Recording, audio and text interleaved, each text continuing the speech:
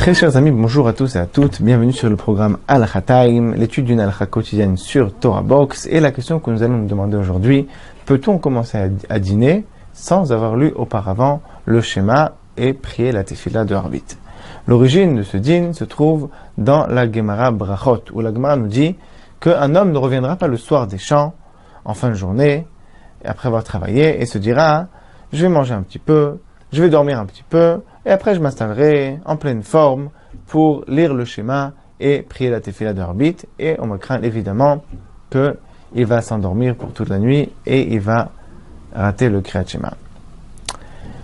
Alors, pour répondre à cette question, on va distinguer entre deux cas. On va distinguer le premier cas où on n'a pas encore lu le Kriyat Shema du tout, donc on n'a pas encore prié Harvit, et le deuxième cas où on a déjà prié Harvit avant la nuit, par exemple on a prié au Plag, et donc il faut relire, comme on le sait, le schéma une fois à la nuit tombée, et est-ce que dans ce cas-là aussi, on n'aura pas le droit de commencer à manger avant d'avoir lu le schéma.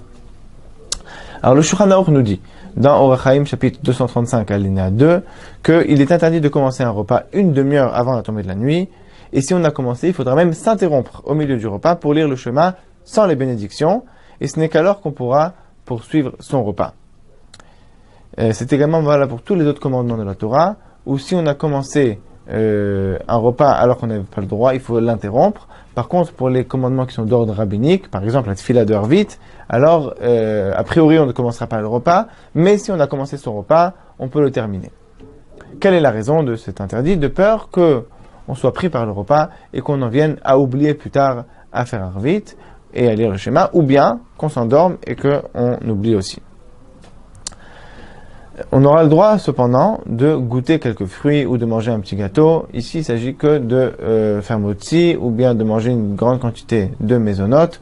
Et ce n'est que dans ce cas-là où c'est interdit. On craint qu'on va s'allonger dans le repas. Mais s'il s'agit juste de goûter quelques fruits ou de manger un petit gâteau, c'est permis.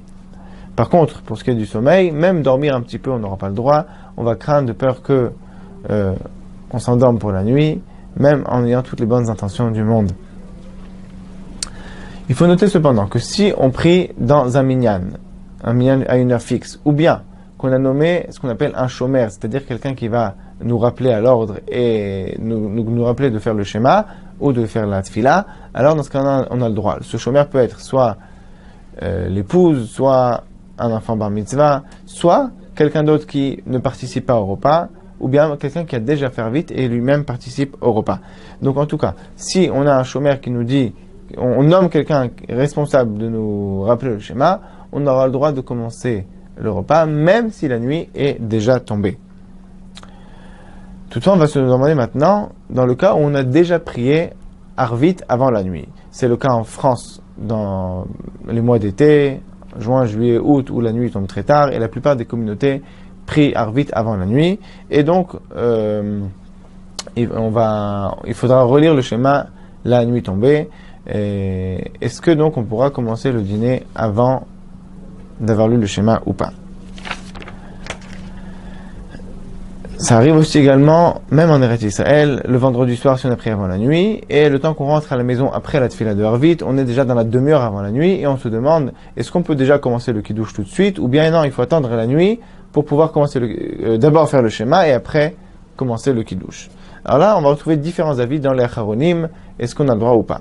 L'avis du Magen Avraham est qu'il faut attendre la nuit tombée, lire le schéma, et ce n'est qu'après qu'on pourra commencer son repas.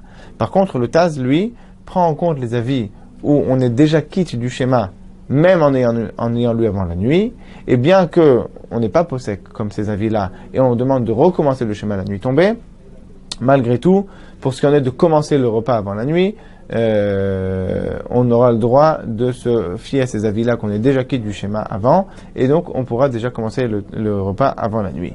Le Beth Yosef, lui, pense également comme le Taz, et c'est aussi l'avis du Kaf HaChaim, et c'est ainsi que tranche le Rav Ovadia Yosef dans ses Sfarim. Le Mishnah Bora, lui, se montre plus strict dans le chapitre 267, et dira, comme le Magen Avraham, qu'il faudra attendre la nuit pour pouvoir commencer à son repas. Toutefois, si la nuit est déjà tombée, tout le monde s'accordera qu'il faudra d'abord lire le schéma avant de commencer. Donc en résumé, Si on n'a pas encore lu le schéma, alors on n'a pas le droit de commencer en aucun cas un repas avant d'avoir lu le schéma et d'avoir prié. Si on a déjà prié avant la nuit, on aura le droit de commencer le repas si la nuit n'est pas encore tombée, si on est encore dans la demi-heure avant la nuit. Si c'est déjà la nuit, on lira le schéma et après on commencera le repas. À bientôt à tous et à toutes.